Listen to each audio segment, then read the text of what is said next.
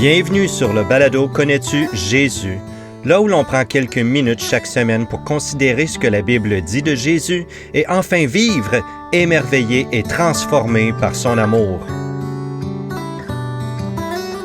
Je suis Benoît Guillot et je me décris personnellement comme un croyant. Je crois en Dieu, je suis chrétien, je crois en Jésus.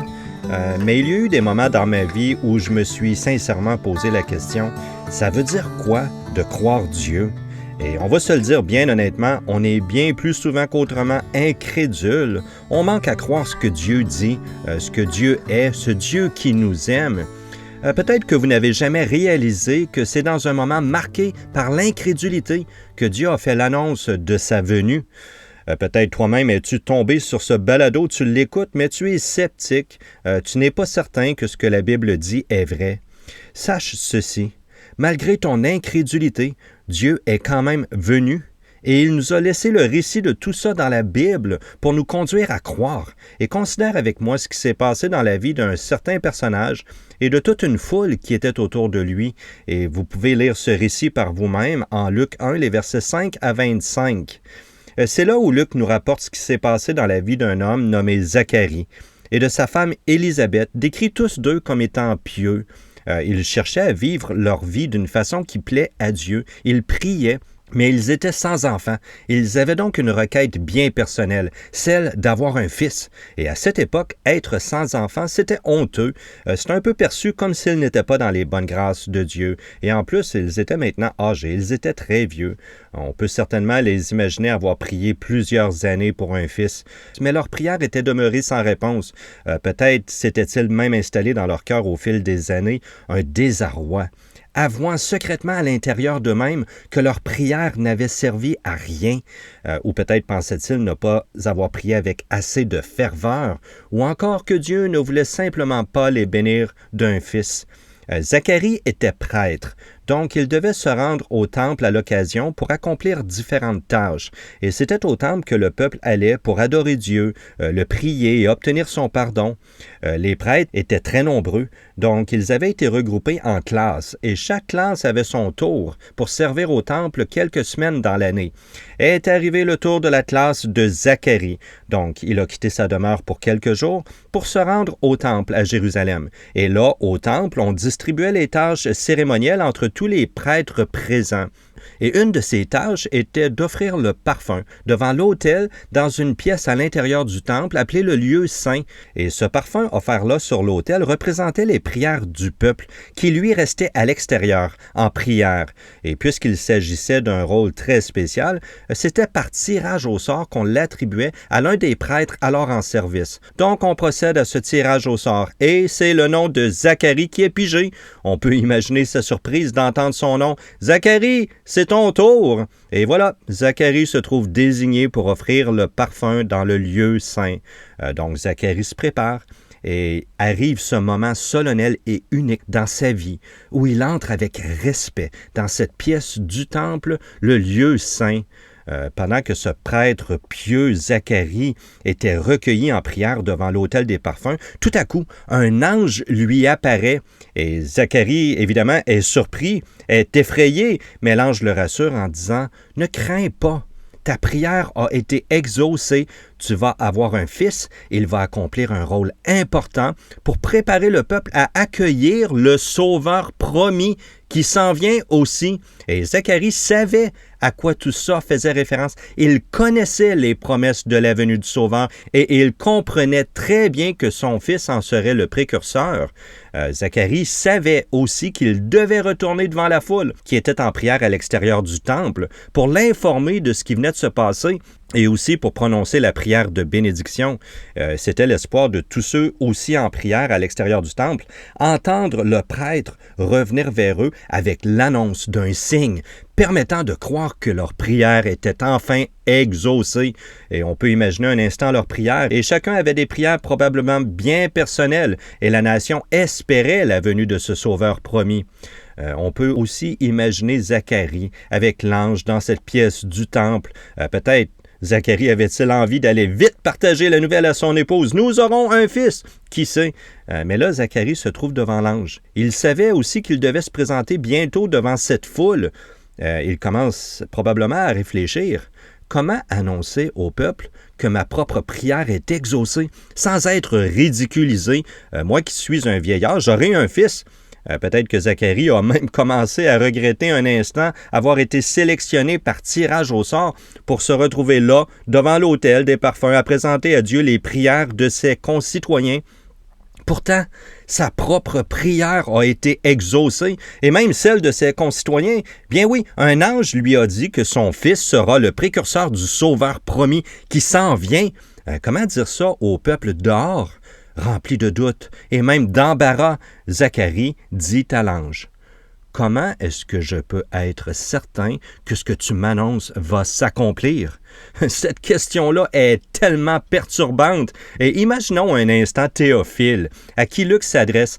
Imaginons-le arriver à ce moment dans ce récit et s'exclamer « Non, Zacharie, ne questionne pas l'ange comme ça. » Et oui, Zacharie est incrédule. Et c'est le reproche que l'ange fait à Zacharie. L'ange lui répond, « Je suis Gabriel.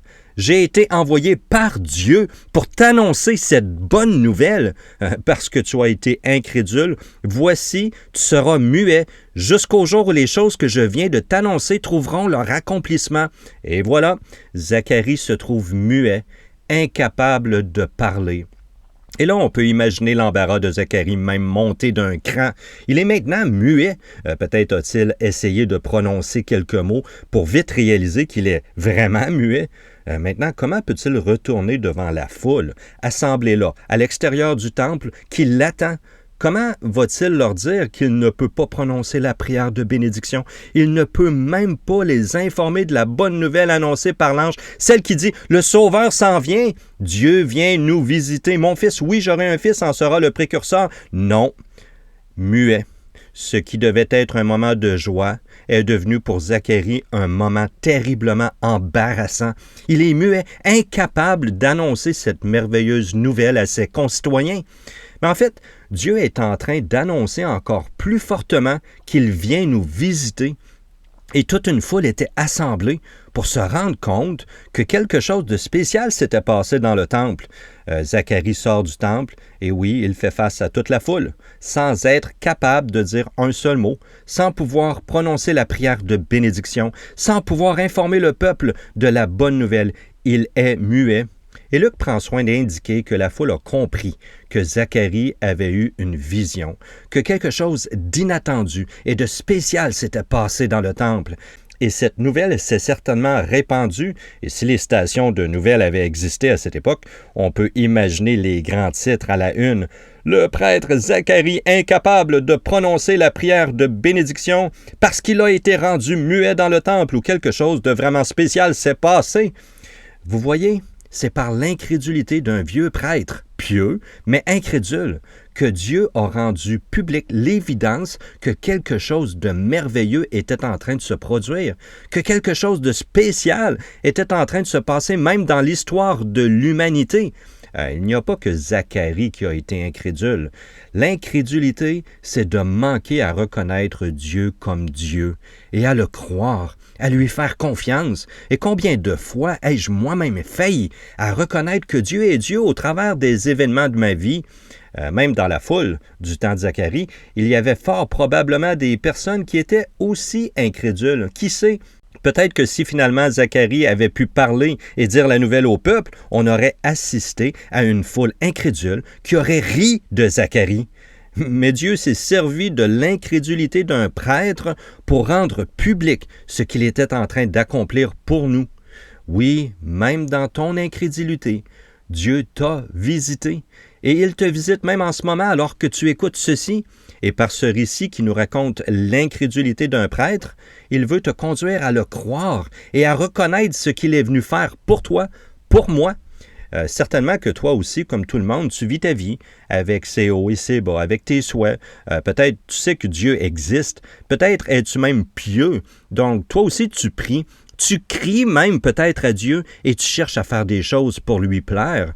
Un jour, j'ai personnellement compris que croire Dieu, c'est bien plus que de savoir des faits sur Dieu. C'est bien plus que de savoir qu'il existe. C'est même plus que de prononcer des prières. La Bible dit que de croire Dieu, c'est de s'approprier personnellement ce qu'il nous promet. Croire Dieu, c'est de choisir de se blottir en lui et de mettre toute sa confiance en lui. C'est de choisir de nous reposer dans ce que Dieu est, ce qu'il dit et ce qu'il fait pour nous.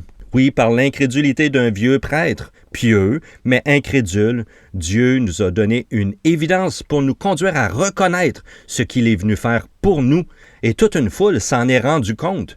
Luc a pris soin de nous en donner le récit pour nous conduire, nous aussi, à croire ce que Dieu a fait pour nous. Et selon le récit de Luc, Jésus, le Sauveur promis, aussi va bientôt naître. Et tout ça a été écrit pour nous conduire à croire Dieu et à croire en Jésus.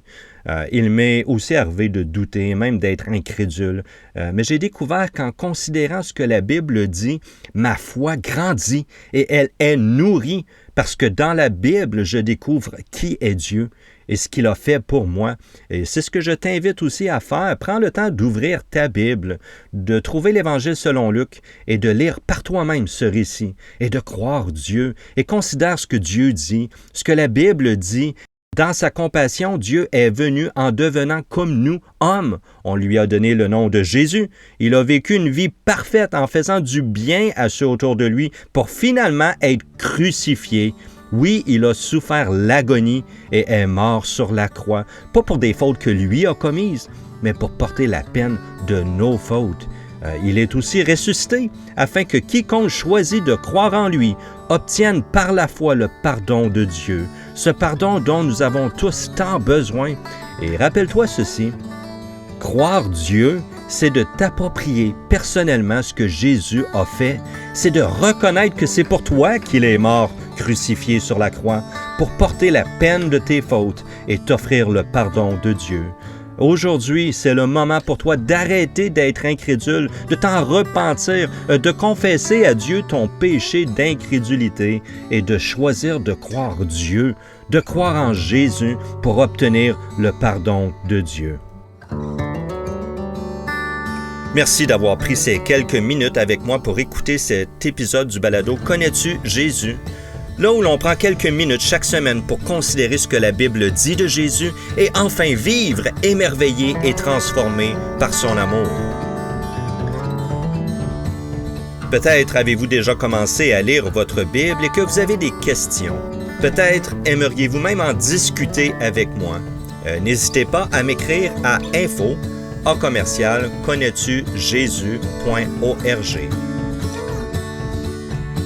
La Bible nous exprime un message merveilleux. C'est la bonne nouvelle qui nous annonce que Dieu fait pour nous. Très simplement, Dieu voit notre misère.